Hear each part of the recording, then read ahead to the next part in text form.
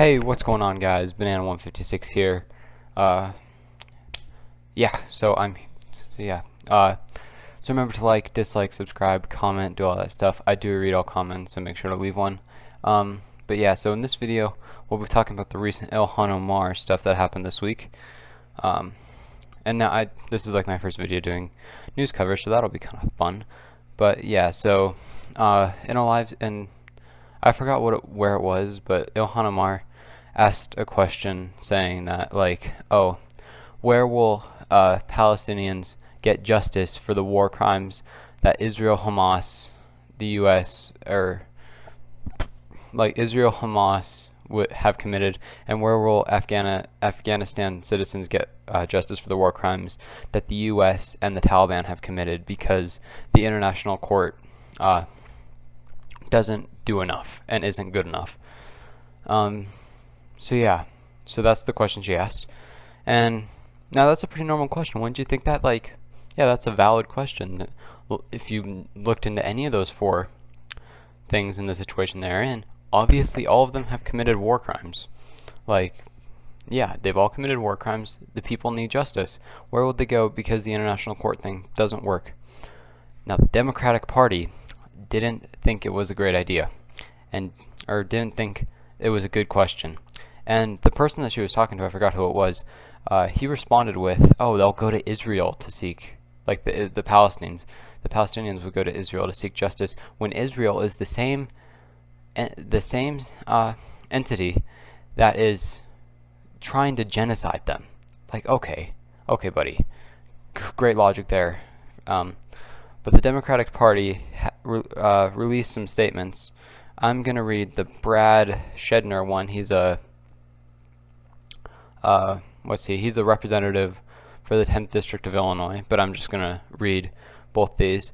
But yeah, he said, equating the United States and Israel to Hamas and the Taliban is as offensive as it is misguided. Ignoring the differences between democracies governed by rule of law and contemptible organizations that engage in terrorism at best discredits one's intended argument, and at worst reflects the deep-seated prejudice.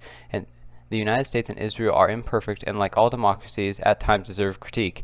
But false equivalencies give cover to terrorist groups. We urge Congresswoman Omar to clarify her words, placing the U.S. and Israel in the same category as Hamas and the Taliban. She didn't say that. Ilhan Omar did not say that. She asked, where can people go to get justice for the war crimes that these groups have committed? There was no equivalency. She just asked, where can people go to justice because for the war crimes these places committed, or not these places, these organizations committed, because the international court system doesn't work like it should. That is all that she said. She said nothing wrong. It was a valid question, and it was a very good question. And now the Democratic Party is straw-manning her, or at least Brad. And I will read a statement from Nancy Pelosi in a sec, but this is just a straw man and is completely just wrong. She didn't say this, and this is just one of the few things that I hate about the Democratic Party. And now I'm going to read the statement by Nancy Pelosi and others. I'm going to read that, and then I'll talk about why this is stupid. But yeah, this statement is it's the Democratic leadership statement on International Criminal Court comments by Congresswoman Ilhan Omar.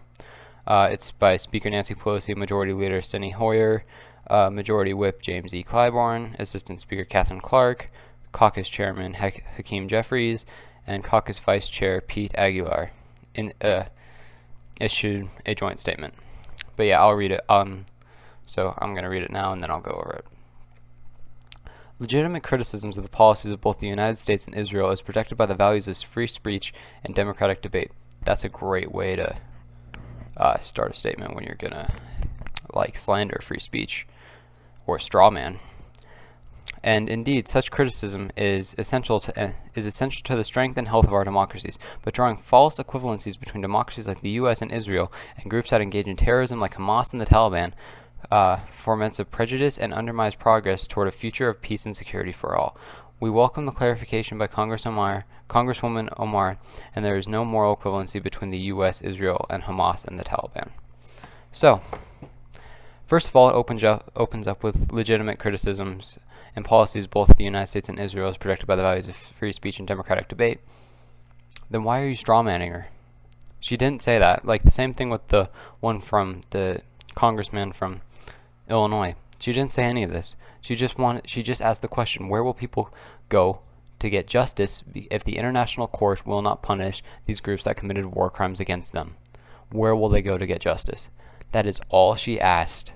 She did not equivocate. She didn't make any equivalencies. She just asked, where will this group of people go to get justice for the war crimes committed against them by these groups? And it's just God. And they're also making like the old thing of Ilhan Omar's anti-Semitic. Like we've got you all know this, or at least I hope all of you do. Ilhan Omar is not anti-Semitic, and she's one of the most progressive politicians currently. And now, all the comments Ilhan Omar said were good. They were fine. They were. It was a valid question, and it was a good question. But yeah, and and not just anyone in the Democratic Party. It's not just like a few outliers. It's Nancy fucking Pelosi who's saying this. Nancy Pelosi, and like this isn't just a few outliers. This is the leadership of the party. This is Nancy Pelosi who's saying this, who's condemning a progressive member of their party. But now this is just a question. Now Ilhan Omar did nothing wrong. Everything that she did was fine. But they condemn her. Why don't they condemn Joe Manchin, and Christine Cinemas? Now, look at the Republican Party. They present a united front. All of them will vote the same because they'll all vote the same, and they are all pretty rhetorically effective. They all make the same arguments. They all do the same thing. But in the Democratic Party, we have like the normal libs, like Nancy Pelosi and Joe Biden. We have the progressives like Ilhan Omar and AOC, and then we have the conservatives like Joe Manchin and Christine Cinemas, and the libs, which is the majority of the party, are more likely to condemn the progressives than they are the conservatives, when the conservatives are the reason they aren't getting shit done in Congress. The conservatives like Joe Manchin and Christine Cinemas are the reason they can't pass any shit, because they'll vote with the Republicans, because they're conservatives. They need to present a united front or they'll never be effective. Never.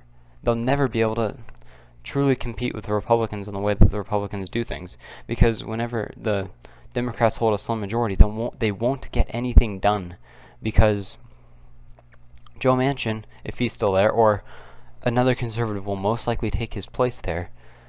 They won't be able to get anything done. Like, they won't get rid of the filibuster because of people like Joe Manchin and Christine Cinemas. They won't get minimum wage done. They won't do all of this, and I'm gonna go more in depth on this because I'm gonna do a video on the Democratic Party as a whole. That video probably won't go for a couple months, but I'm recording that next. I just wanted to get this video out quick, but yeah, and I just also wanted to talk about a comment made by Dianne Feinstein, who is literally 300 years old, and her brain is just mush at this point. But this is from Andrew Solender. He's a Forbes reporter.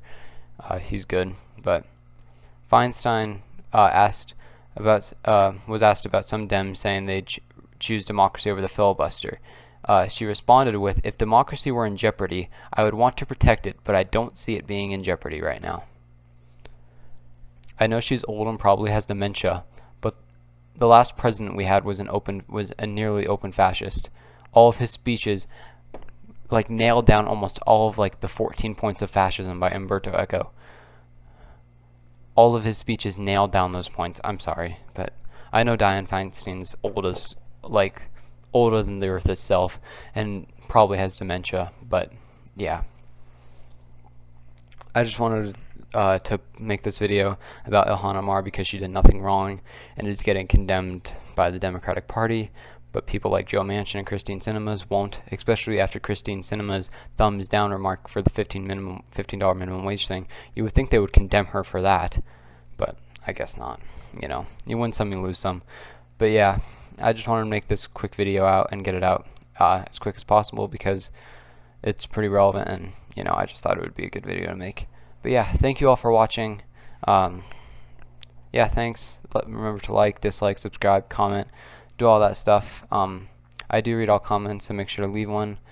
And yeah, I guess I'll see you guys next week, and watch out for the Democratic Party video that'll come out in a month or so, because that'll be a good one. But yeah, I'll see you guys next week.